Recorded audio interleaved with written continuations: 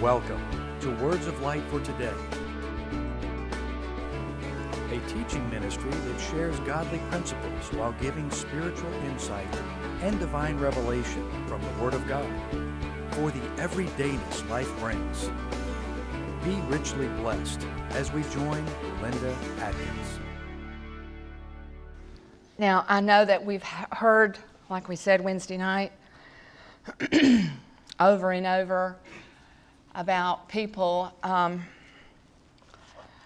moving up and forward and all this kind of thing, but I'm telling you that that has not what's been seen in the Church of the Living God.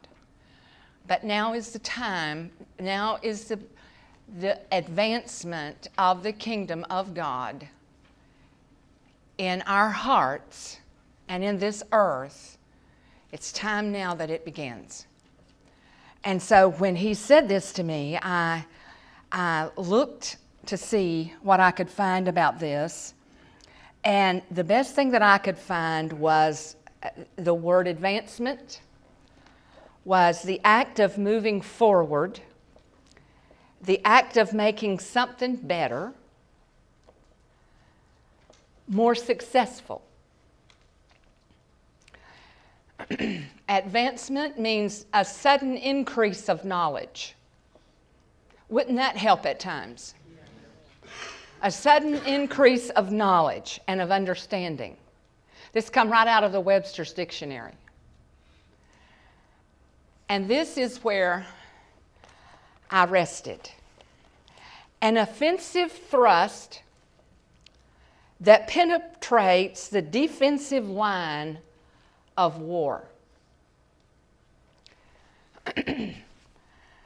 An offensive, when you have the ball, you're offense. The offensive thrust that penetrates the defensive line of war. And that is what's going to happen. There's going to be plenty of war this year.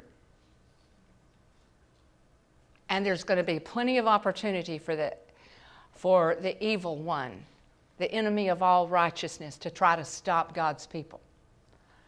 But if we have this offensive thrust, then we can penetrate the defensive line of war. In other words, every assignment they're given against us, we can stop it. Glory to God. Well, how come we can't know it before? Well, it doesn't happen that way. But what happens is that He increases us and gives us an abundance of grace so that when we are offensively opposing the other side, that there will be a thrust of a sudden increase of knowledge or understanding, that we will know a moving forward of this thing. A thrust that penetrates the defensive line of war, and there won't be anything they can do to stop us. And if you take hold of this, if you take hold of 2015 being the year when advancement begins, I want you to know that there's not going to be much that'll keep you down. I mean, here we are in the very opening days of this new year, and we completed the last year, and we completed it standing up. We completed it without loss. Glory to God. Now, our message the other night was in John 21, and we want to go back there because I have another word from there that the Lord gave me. That message was, Wednesday night, was he turned to Peter after the dinner, after they had ate fish and bread. Now, they didn't know how in the world he got it there. But after he fed them, he wanted Peter to walk down the beach with him, and so when he did, he looked at Peter and he said these 4 words: "Do you love me.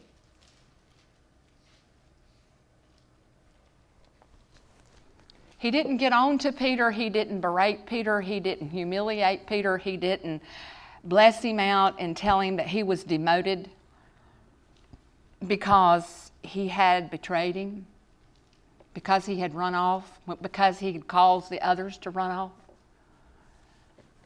because the next time he found him, he was fishing or trying to fish.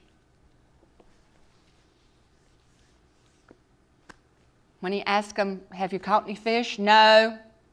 He could tell right then by their answer that his attitude was all cockeyed. You ever had your attitude to go cockeyed on things? Yeah, you have. Sure you have. Well, theirs had, and they didn't want to be asked if they had caught any fish. But he had caught plenty. And before it was over with, they had another boat-sinking load full of fish. But after that was all over and the dinner was finished and everybody was just sitting around the fire, he wanted Peter to walk down the shore with him. And he said, do you love me? Yes, I love you. Do you love me? I love you. And that was our thing for the other night, was his question to us is, do you love me? He's not condemning you. He didn't want your resolutions. He don't want your overcommitted commitments. He doesn't want any of that. He just wants to know, do you love me?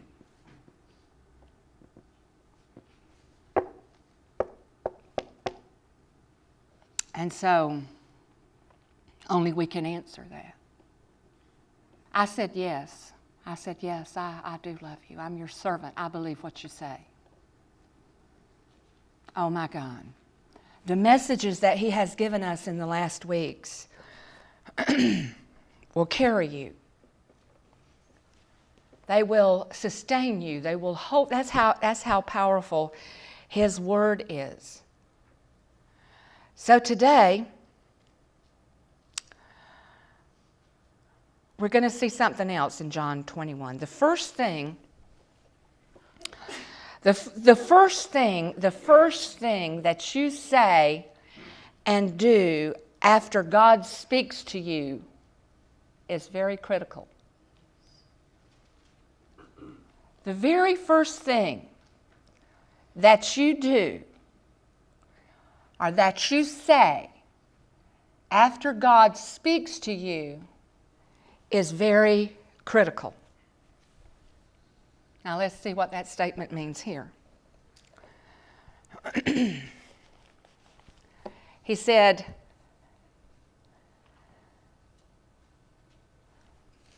let me turn my page.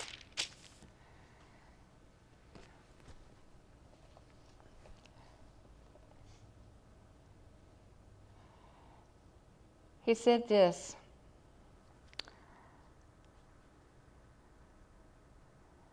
After he had asked him 3 times, do you love me? He said, feed my sheep. And in verse 18 he says, I say unto you, when you was young, you girded yourself and walked wherever you would. And when you shall be old, you shall stretch forth your hand, and another shall gird you and carry you whether you would not. And this spake he, signifying by the what death he should glorify God. And when he had spoken this, he said unto him, follow me. So here's the deal. He has just told Peter in these few words what kind of ministry he would have and what type of death that he was going to suffer. He just got through telling him that. Just got through saying to him, do you love me? Yes. Do you love me? Yes. Do you love me? Well, Lord, you know whether I love you or not. And once again, he was getting sort of perturbed. Same kind of attitude back in the boat. Do you have any fish? No. Listen.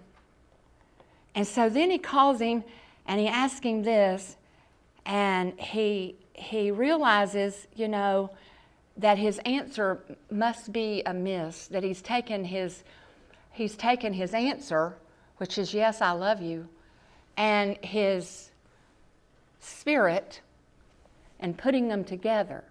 And sometimes your spirit don't match your words.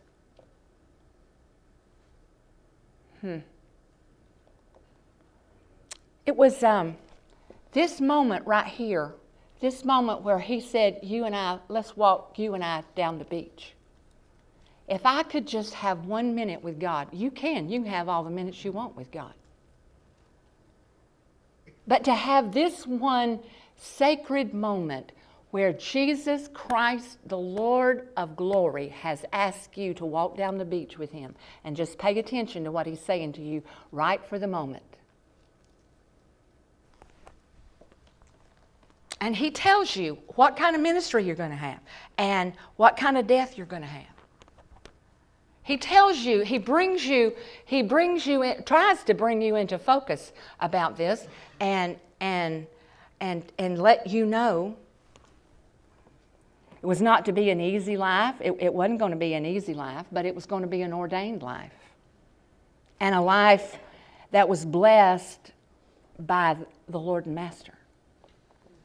Wasn't going to be easy at all. It was going to be rather difficult. But he's assuring him there. He's telling him. But this sacred moment, the Lord just sort of pulls back a curtain and lets him see for a second. This is how it's going to be. Oh, wow. And rather than responding to what Jesus said, he turned around and looked at John and said, well, what about this man?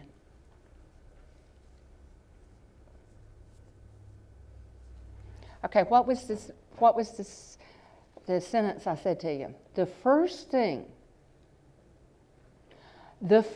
you do after God speaks to you, the first thing you say after God speaks to you is critical.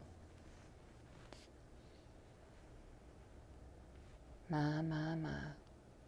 And the first thing he says after the curtain has been pulled back and Peter gets a glimpse, first thing he says is, what about this man?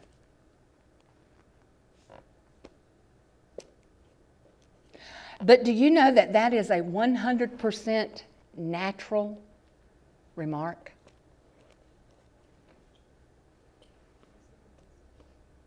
That is the most natural remark. You've just been told the somber news of your future death and some of the things of how your life was going to be. And how natural is it for us to compare ourselves with our brother? My God. Are you listening to me? Let me tell you about this. This is the greatest temptation that any servant of God has, is to compare our situation with somebody else's. His attitude on the boat. Do you have any fish? No. He already knew how he felt. He already knew he was half mad. If he had known at the time it was the Lord, if that fish and bread hadn't been smoking on the grill, he would have probably said, where have you been? We're all dying here, running for our lives.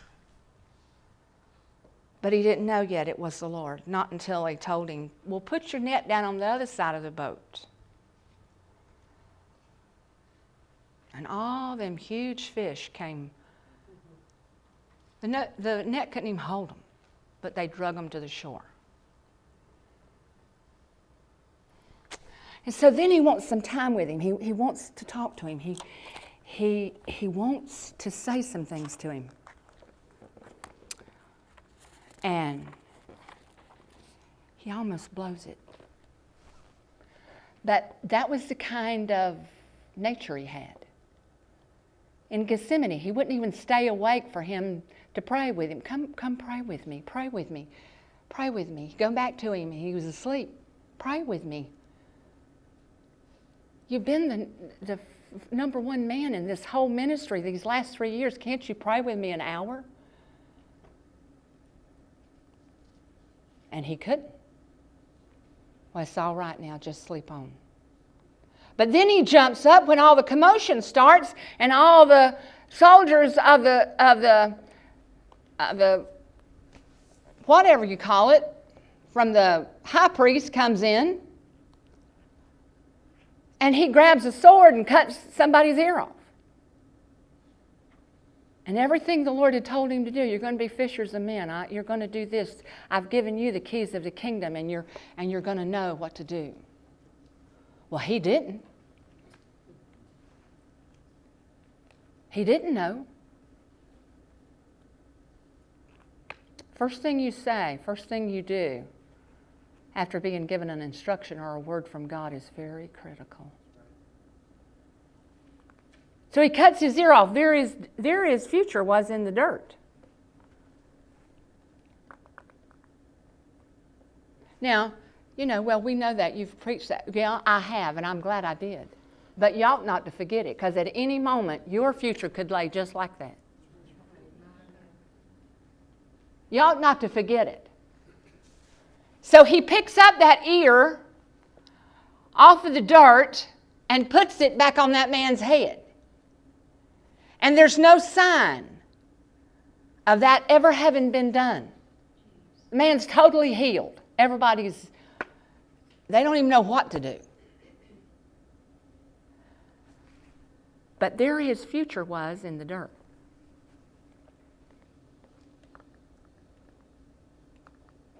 You ain't going to be able to fish no man. They're going to put you in jail cutting that man's ear off.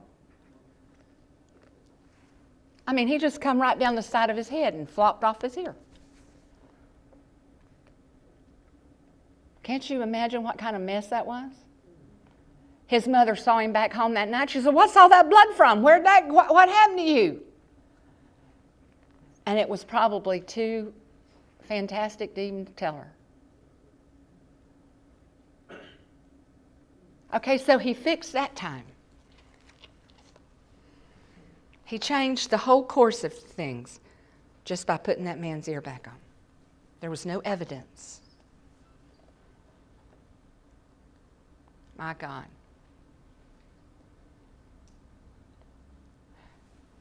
That, you allow my friend to get all kind of appreciation and acknowledgement, and I am anonymous. Nobody knows me. I have done everything I've done for you and for the kingdom, and nobody knows.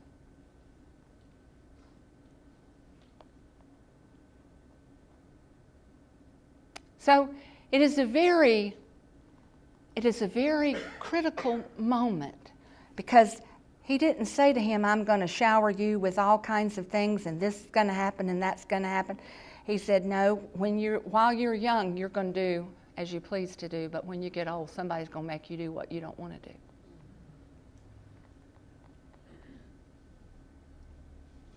And that didn't look like a very, that wasn't a future that I would have wanted to walk right square dab into.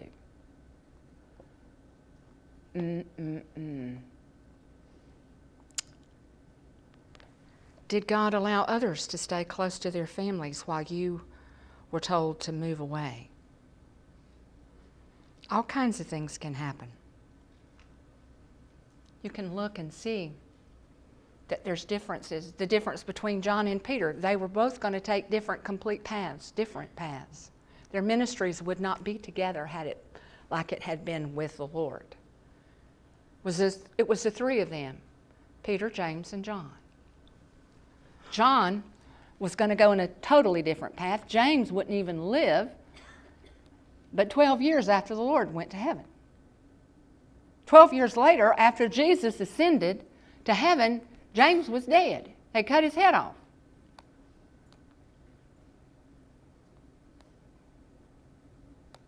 And he wanted to sit on the right hand of the Father. You see, we have these big plans. You remember the one that we taught a little while back? The ordinary and the spectacular? James saw the spectacular. He wanted this big, spectacular ministry. Instead, they whacked off his head on the church house porch. My God. Lord, I don't think you realize you gave them a bigger house or a better this or more than that or more people in their church.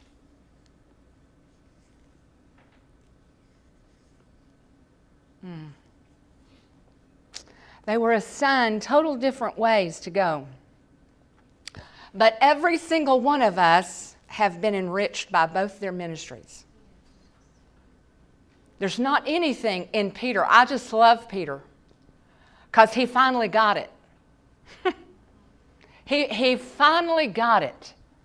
He got it. He knew that divine nature was to be had by those that would choose him. And I so thank him for that scripture. I so thank him for saying that we can become partakers of his divine nature, that he's given us all things that pertain to life and godliness. Now, here's the deal. Jesus knew how dangerous it was for a servant when the servant takes his eyes off of the Lord or his master. Jesus knew how dangerous that was. When you take your eyes off of the master, then you're going to start saying things. And the first thing you say or do after having a word from God is critical. It's very critical. So the first thing he says to him is, then Peter, turning about, sees the disciple whom Jesus loved, following, which also leaned on his breast at supper and said, Lord, which is he that betrays you? This was John. Peter, seeing him, said to the Lord, Lord, and what shall this man do? And Jesus said to him, if I will that he tarry till I come, what is that to you? Follow me. There he had to get on to him again. He just told him something that he needed to know. He just tells us things on need-to-know basis anyway. And he just pulled back the curtain and told him some things that he needed to know and he should have understood. And he asked him about him. He didn't say, well, thank you for that, Lord, but now what's that man going to do? He didn't say anything except, well, what about this man? What's he going to do? When your focus is taken off the Lord,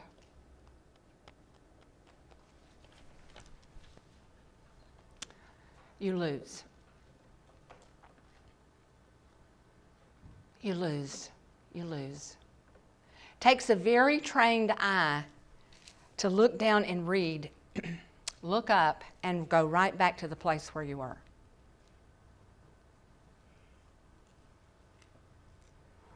As a matter of fact, it's almost an impossible thing to find your place with your eye where you were without darting all over the page. You can train yourself to go back to the place. But that is already, if you're already familiar with what you're reading to start with. My. Do you love me? I do love you. Do you love me? I do love you. Do you love me? Well, Lord, you know if I do or not. How many more days is it that he's going to continue to hear that attitude? And remember the other night we said that an attitude is not something that just happens, it's a choice. Oh, I can't help my attitude changing. Well, yes, you can, because attitudes don't just happen. We choose those attitudes.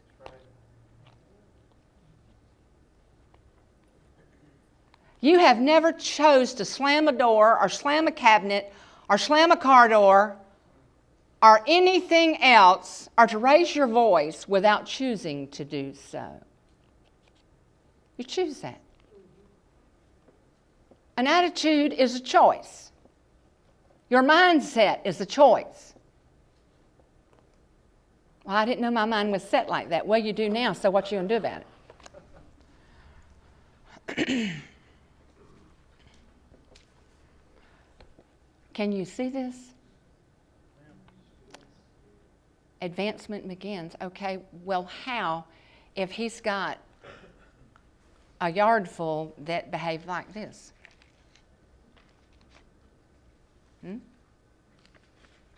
Who's going to advance? Okay, okay, where is our focus? Well, I'm just watching to see what God's going to do. Well, why don't you help him? Tell him you're available for anything that he may want to do.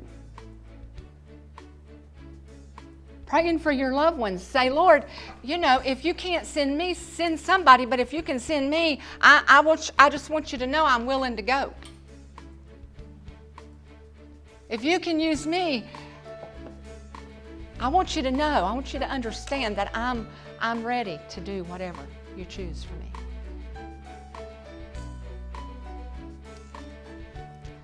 The offensive thrust that penetrates the defensive line of war. You have been watching Words of Light for Today with Linda Adkins.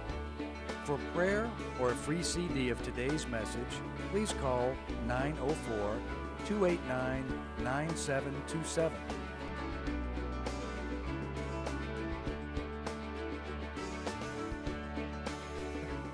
Visit our website at wordsoflight.org, where you may order explosive and anointed teaching messages or other great resources from our bookstore. Be blessed and join Linda Adkins next time as she brings Words of Light for Today.